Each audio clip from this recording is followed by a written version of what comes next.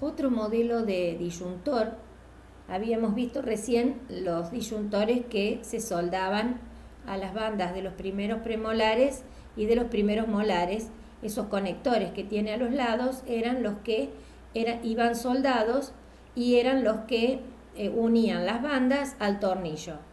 Este otro tipo de disyuntor, tipo Hyrax, es con adhesión directa y con superficies de acrílico que abarcan toda la zona de premolar hacia los molares.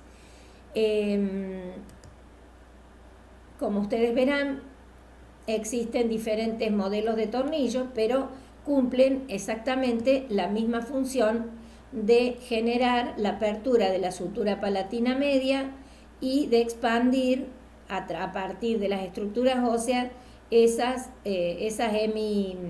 hemiarcadas, hemimaxilares. Además, generan a través de su acción una modificación o una estimulación de todas las suturas circunmaxilares. Bien, quería mostrarles que, por ejemplo, este tipo de disyuntor tiene adosado a los lados dos ganchos que son los que van a soportar después las gomas de tracción anteroposterior en los pacientes que tienen clase 3 ósea y que necesitan primero una disyunción en sentido transversal y luego otra disyunción en sentido anteroposterior. Aquí les traigo otro tipo de disyuntor, pero este tiene la particularidad de, a través de esos microtornillos, directamente transmitir la fuerza del tornillo Fisher, en este caso porque es más pequeño, porque se ubica bien alto cerca de la mucosa palatina. Entonces se utilizan este tipo de tornillos Fisher con microtornillos que son apoyados a una plaquita de acrílico que va directamente contra la mucosa palatina. Esto hace que la función de este tornillo se traduzca directamente hacia la estructura ósea. Y fíjense la estructura bucal que tenía este paciente, más bien triangular, con una profundidad palatina muy importante, y cómo se logra después de un mes del uso de este tornillo, porque se hace una expansión palatina rápida. ¿Qué significa esto? Que la apertura se hace, por ejemplo, se puede hacer un cuarto de vuelta a la mañana, un cuarto de vuelta a la noche, o si no, 2 cuartos de vuelta en el día. Entonces esto en 20 días, un mes, se consigue la expansión necesaria para lograr este tipo de alineamiento y de relación entre ambos maxilares. Entonces acá, de acuerdo a todo lo que vimos del Quadelix, del expansor de níquel titanio, que es otro de los aparatos que también actúan a nivel dentario más que sutural, actúan generando un movimiento de las estructuras dentarias y ampliando los arcos, cuando la estructura ósea que los soporta puede sostener esos elementos dentarios dentro de sus alvéolos. En cambio, cuando tenemos una estructura ósea muy pequeña, necesitamos estimular su crecimiento, porque si no estaríamos en cierta forma sacando los dientes fuera de las tablas. Entonces utilizamos la disyunción y utilizamos, por ejemplo, el Haas o de McNamara, que son tornillos de estas características, o el Hyrax, o los microimplantes adosados a placas de acrílico a partir de un tornillo Fisher. Como conclusión, podemos decir que la disyunción puede representar un cambio en casi todos los huesos de la cara, por lo que les decía antes, que al hacer una disyunción, uno no solo genera la apertura de la sutura palatina media, sino que también genera un cambio en todas las estructuras circunmaxilares. Con respecto a, aquí vemos cómo funciona un disyuntor. Aquí está el tornillo con las bandas y los conectores soldados. Se hace un cuarto, eso sería un cuarto, media vuelta cuando son 2/4. Se logra la expansión de la sutura palatina media y en ese momento los dientes migran hacia los lados. Posteriormente y durante la retención o la contención se logra el cierre de esa sutura que se ve por fuera, digamos, que hace que los elementos migren hacia la línea media y se logre el alineamiento de toda la curvatura del arco dentario. Otros elementos útiles, como vimos recién en ortodoncia, son los microimplantes, que sirven para generar movimientos individuales de dientes y no imprimir al resto del arco dentario movimientos o fuerzas indeseadas. Por ejemplo, si queremos distalizar un canino, con un microtornillo ubicado, por ejemplo, entre el molar y el premolar, logramos, y mediante las cadenas de tracción, logramos llevar ese canino sin generarle al arco dentario ningún movimiento negativo. En este caso queremos intruir un molar, entonces colocamos por mesial y distal de ese molar microtornillos y luego con una cadena enérgica, una cadena elástica, como les mostré en el otro video, cómo podemos intruir el molar y entonces la mandíbula va a autorrotar y se va a ubicar correctamente. Probablemente ese molar era el que estaba generando una rotación negativa de la mandíbula y una mordida abierta anterior. Todos estos aparatos los utiliza el ortodoncista porque necesitan de la evaluación, del diagnóstico y de la valoración y el conocimiento de el tipo de fuerzas que se realizan y de en qué biotipos faciales podemos aplicarlos. Otro aparato activo fijo es el péndulo o péndulum. Es un aparato que se fija a partir de estos conectores que se apoyan sobre las caras oclusales de los premolares. Pueden ser de un premolar de cada lado o de ambos premolares.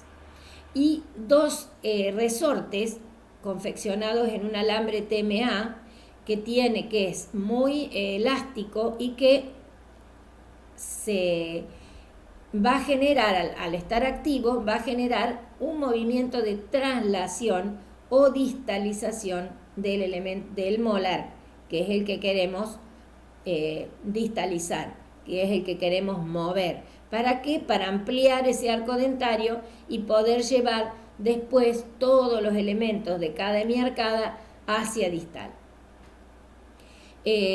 Como les dije, este alambre de TMA se va a sustentar en un botón, tipo botón de Nance, pero un poquito más amplio, bien en la zona de la premaxila.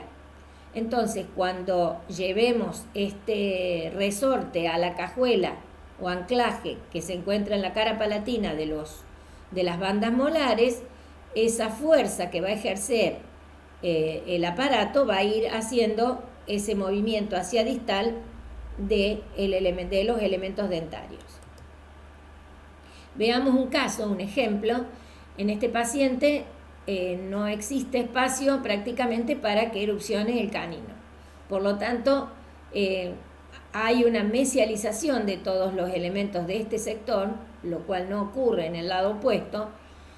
Y por lo tanto, primero debemos derrotar con una barra transpalatina el primer molar.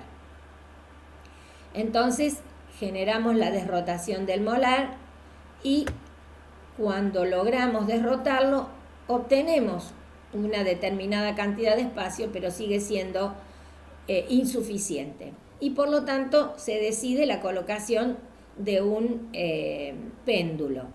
En este caso es un solo resorte, porque hay que mover un solo molar, pero tiene un apoyo en las caras oclusales de los 4 premolares. Se comienza con la activación una vez que se introduce el resorte en la cajuela del molar, de la banda molar, y se comienza el distalamiento de ese molar, lográndose el espacio necesario para que luego los premolares también sean distalizados.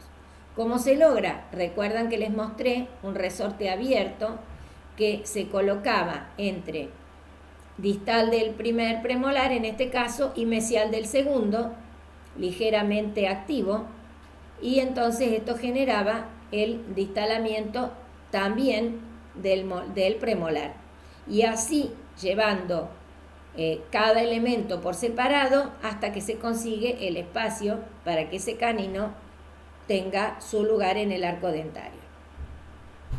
El anclaje, en este caso la barra traspalatina, se vuelve a colocar para realizar una especie de anclaje y que no se nos mesialice el molar mientras hacemos el distalamiento de los premolares.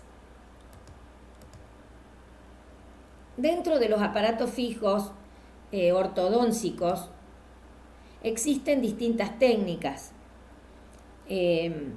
A partir de técnicas de muchos años atrás, se fueron, mejorando y buscando siempre la excelencia en cuanto a la aplicación de la fuerza, que la fuerza sea biológica, al tipo de aparatología que se utiliza, observando siempre que el bracket primero iba con una banda, soldado en una banda como la banda molar, luego después apareció el bracket con rejilla para poder adherirlo a la cara vestibular de los elementos dentarios. Luego aparecen técnicas como la bioprogresiva de Ricketts. Ricketts fue un precursor de muchos avances para la ortodoncia, como son la cefalometría, los estudios cefalométricos, el análisis de las radiografías, el diagnóstico y también la aparatología, que se llamó bioprogresiva porque comenzó a trabajar con alambres muy finos, muy suaves, con fuerzas muy suaves y fuerzas bioprogresivas. Luego apareció el arco recto o straight wire de Roth, que también incorporó a la ortodoncia el análisis de Yarabak y que además nos brindó todo su conocimiento y toda su sapiencia, y además montaba los casos en articulador para determinar la posición correcta del ATM, no solo de la parte oclusal, sino también de partir de una relación céntrica para lograr después una correcta estabilidad a través del tiempo. Entonces, luego aparece la técnica CCO, que es la mejora a la técnica de Roth. Fue incorporando mejoras a cada una de sus técnicas. Bueno, la técnica CCO es como la excelencia sobre la técnica de Roth. La técnica lingual, que le brinda a los pacientes que no quieren mostrar sus brackets ni estéticos ni metálicos, para que uno pueda alinear sin que el paciente muestre a la sociedad, digamos, los brackets que tiene en boca. La técnica Damon, que también fue mejorando y cambiando a través de estos años, y siempre buscando la excelencia, incorporando mejoras para que nosotros que debemos realizar todo este tipo de tratamientos, podamos hacerlo con excelencia y en menor tiempo. Luego apareció la técnica MBT, luego la técnica BTM, son todas técnicas con brackets autoligantes que preconizan la baja fricción en los tratamientos y el corto tiempo en el uso de la aparatología fija. Veamos un ejemplo. La técnica bioprogresiva de Ricketts utilizaba arcos utilitarios que trabajaban en los sectores anteriores y posteriores y dejaban los sectores laterales para utilizar arcos seccionales con muchos loops y muchas formas para distalar caninos, para descender caninos. Entonces es una técnica que dejó de usarse justamente por la complejidad de estos arcos seccionales, pero sigue usándose en la utilización de los arcos utilitarios en los pacientes con dentición mixta, en donde queremos mejorar el sector anterior y esperar el recambio en los sectores laterales. La técnica de arco recto o straight wire primero comenzó con brackets normales, comunes, y luego incorporó los autoligantes. Se dice arco recto porque ya en sus arcos no existen figuras ni formas para realizar los movimientos dentarios. Luego, la técnica lingual. ¿Ven? En la técnica lingual todo transcurre en los sectores linguales y palatinos de la boca. También la técnica de CCO, como les decía, que tiene brackets autoligantes, arcos inteligentes, que tienen las fuerzas dispersas por el arco, y entonces en el sector anterior tienen menos fuerzas, en los sectores intermedios más y en los sectores posteriores más, y que el bracket de cada elemento dentario tiene inscrita en su base, como les decía antes, todos los movimientos de torque y de inclinación siguiendo las llaves de Andrews, para que cada elemento dentario ocupe el lugar que le corresponde y obtengamos una oclusión estable y normal. Dentro de los aparatos activos removibles, la tracción extraoral es utilizada como elementos importantes dentro de los tratamientos ortodónticos, como coadyuvantes de los tratamientos en algunos casos y como efectores del tratamiento en otros. Los casquetes y las mentoneras craneocervicales, por ejemplo, son una de ellas. Las máscaras son las generadoras de las tracciones anteroposteriores en los pacientes de clase 3. Los arcos extraorales para los pacientes de clase 2, que pueden recibir o generar, según la fuerza que apliquemos, fuerzas ortodónticas u ortopédicas, mientras que las máscaras faciales solo generan, a través de los elásticos que utilizamos, fuerzas ortopédicas pesadas. Muy bien. La máscara facial o de Deler, que yo les decía recién, que genera fuerzas pesadas, es la que realiza la tracción cervicofrontal. Entonces, una ortopedia de fuerzas pesadas para tratar pacientes de clase 3 ósea con un patrón braquifacial.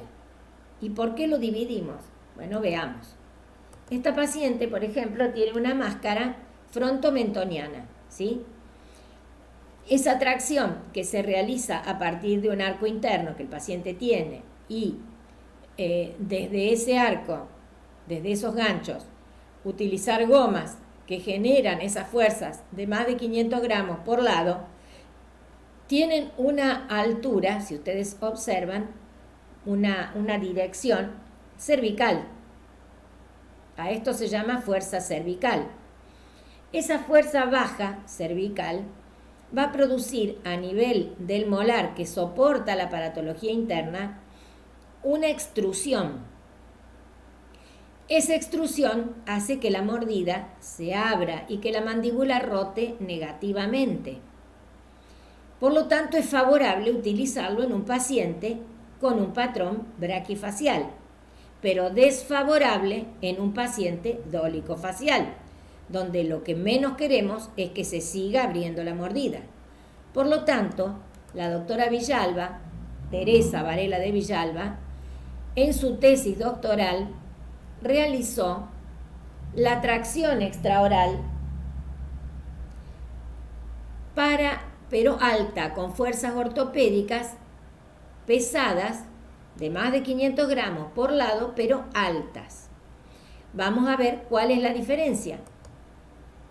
Esta es la diferencia. La tracción cervical la hacemos porque nosotros nos apoyamos o nos anclamos en el mismo arco intraoral. Pero la fuerza que inhibe esa rotación es esta fuerza vertical preauricular. Entonces, esta fuerza que estamos realizando se va a descomponer en dos, en esta tracción anteroposterior y en esta vertical que va a inhibir la extrusión del molar y por lo tanto esa rotación negativa, generando una posible rotación positiva o por lo menos que no genere ningún tipo de rotación. Veamos la aparatología intraoral de las máscaras. Vieron que el paciente utilizaba gomas desde adentro de la boca hacia la máscara. Estas son los anclajes internos que se ubican y se sueldan en el arco vestibular a partir de la zona donde está la sutura de la premaxila, entre el incisivo lateral y el canino, de ambos lados. Y la parte intraoral por palatino es otra modificación que la doctora Villalba le produjo al aparato que era de Deller, realizándole un botón de Nance para apoyarse no en las caras palatinas de los dientes, sino en la premaxila por palatino, por detrás de la segunda arruga palatina. Entonces, al apoyarse en la premaxila, cuando se produce la tracción anteroposterior, toda esa fuerza que intenta llevar el maxilar para adelante va a apoyarse en esta estructura ósea y va a estimular también el crecimiento de la premaxila. Veamos un ejemplo. Esta niña con una clase 3 y con una mordida cruzada unilateral. Se realiza el diagnóstico diferencial y se determina que es una clase 3 ósea y que primero hay que hacer una disyunción transversal y luego una disyunción anteroposterior. Y por eso se colocan los ganchos para la utilización posterior de la máscara de clase 3. Es una nena braquifacial y por lo tanto lo que se va a realizar es una tracción de fuerzas bajas cervical para que la mandíbula rote positivamente a favor del paciente y no en contra de su crecimiento. Esta es gentileza de una alumna nuestra del posgrado, que colocó la aparatología en su pacientita y que me cedió gentilmente sus fotografías. Estas, que son los casquetes y las mentoneras craneocervicales, en general nosotros las utilizamos cuando hemos terminado de realizar la tracción con la máscara. Podemos utilizar este tipo de mentoneras, casquete y mentonera, o hacer la contención con la misma máscara que venía utilizando, pero con fuerzas menos pesadas. Por ejemplo, utilizando las gomas que habían usado antes en las tracciones. El paciente debe guardar las gomas de tracción para usar las gomas viejas cuando hace la contención. Los arcos extraorales de clase 2 son estos. Esta es la pata que estaría dentro de la boca y esto es lo que se engancharía en una banda de elástico que va por la parte posterior del cuello. Entonces, según la fuerza que apliquemos en esa banda elástica que pasa por la cara posterior del cuello, es el tipo de tratamiento que vamos a usar, o una fuerza ortopédica pesada o una fuerza ortodóncica cuando no supere la presión capilar, para no generar hialinización y necrosis del tejido. Entonces la tracción puede ser alta cuando utilizamos casquete y gomas, pero alta. Fíjense desde dónde se agarra el arco para hacer la tracción, porque es un paciente dólico-facial. Cuando hacemos una tracción baja, estamos hablando de un tratamiento con un paciente que tiene un patrón braquifacial, por eso estamos haciendo una tracción cervical, siempre agarrado con casquete.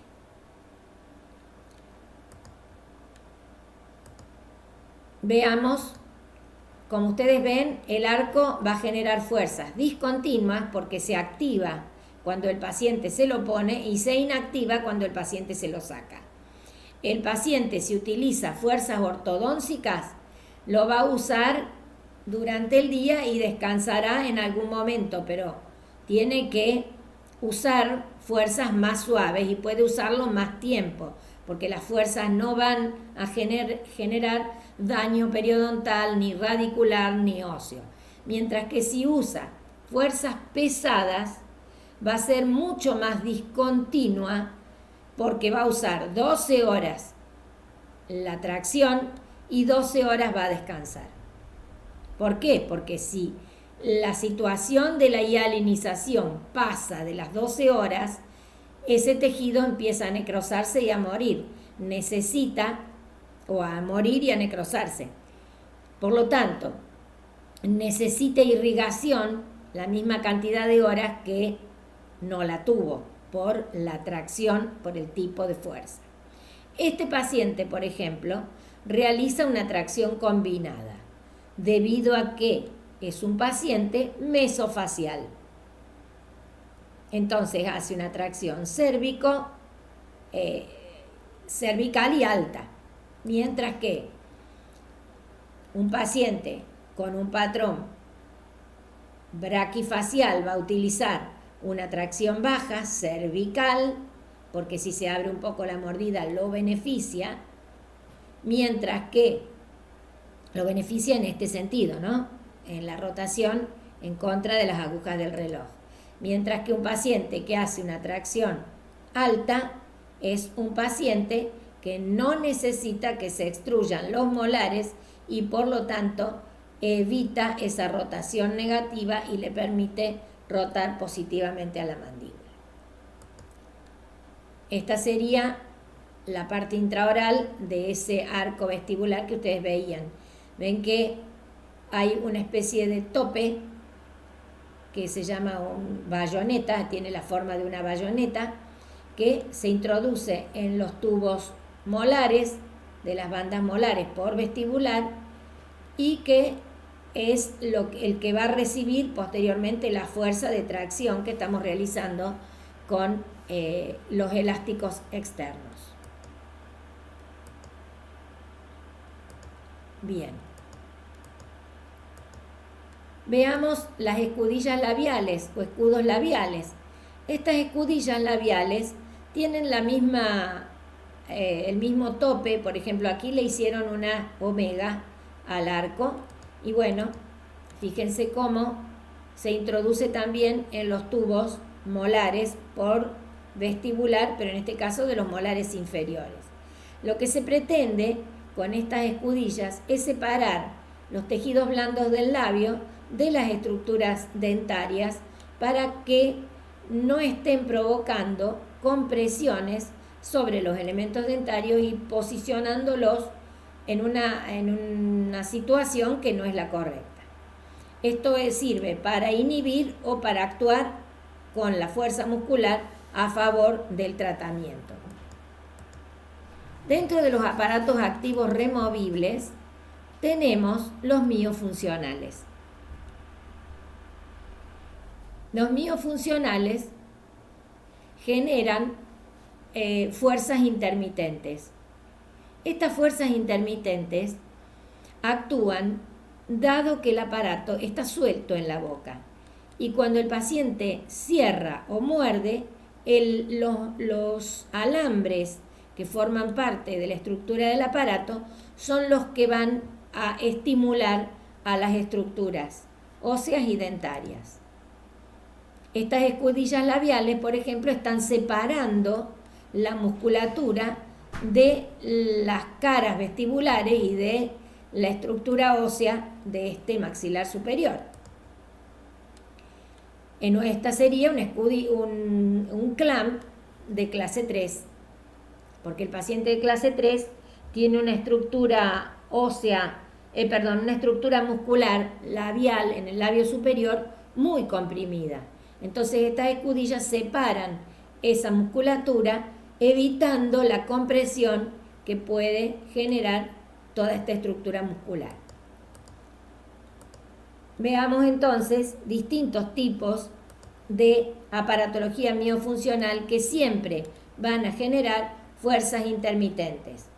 Este es el mismo aparato que vimos recién sin escudillas, con arcos vestibulares, con vigilantes. Estos resortes se llaman vigilantes porque según la posición en los que los pongamos pueden incluso evitar la interposición lingual.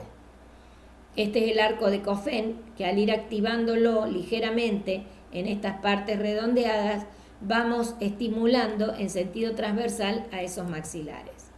Igual el aparato siempre está suelto en la boca. Se llama activador abierto elástico de Clamp. También, por ejemplo, tenemos el aparato de Frenkel, que también tiene el mismo arco de Coffin, que une las dos estructuras de acrílico. Fíjense que en la parte interna de la boca prácticamente no hay elementos de acrílico. El acrílico está por fuera. ¿Por qué? Porque está separando la musculatura de los buccinadores y de los carrillos de todas las estructuras óseas y dentarias de esa boca, para ir rompiendo el desequilibrio muscular que tiene el paciente e instaurando un equilibrio funcional. Este es el regulador de función de Frenkel. Otro aparato es el Bionator según Walters. Fíjense que siempre hay alambres que conectan las partes acrílicas y que separan los tejidos blandos de los elementos dentarios y de las estructuras óseas. Siempre estimulando y acomodando la postura mandibular, porque todos estos aparatos necesitan mordidas de trabajo que lleven la mandíbula un poquito más adelante, un poquito más atrás, según la necesidad para cambiar la relación que tienen ambos maxilares. Veamos ahora cómo construimos el plano inclinado fijo, que es utilizado tanto por el odontólogo como por el ortodoncista. Y probablemente si el odontólogo se anima a trabajar con un plano inclinado y lo utiliza correctamente y lo aplica correctamente, evita que ese paciente posteriormente tenga malposiciones a partir de la articulación, porque esa mandíbula se traba adelante o más atrás según la posición que adopte el incisivo en maloclusión, y evita la instalación de una alteración mucho mayor si persistiera en el tiempo. Entonces, veamos cómo podemos construir un plano inclinado fijo. Primero debemos tomar las impresiones mediante una cera de mordida de una sola capa de cera. La calentamos, la llevamos a la boca, la cortamos en forma de herradura con el tamaño de la boca de nuestro paciente, la llevamos a la boca, relacionamos ambos modelos y montamos en los oclusores, como ustedes aprendieron con sus jefes en los trabajos prácticos. Una vez montado en el oclusor ambos modelos, procedemos a pincelar tanto las superficies inferiores como las superficies superiores del elemento en mordida cruzada con separador para acrílico. Y luego preparamos en un vaso Dappen, ponemos el polímero, luego el monómero y el colorante para preparar el acrílico que vamos a utilizar para construir nuestro plano inclinado.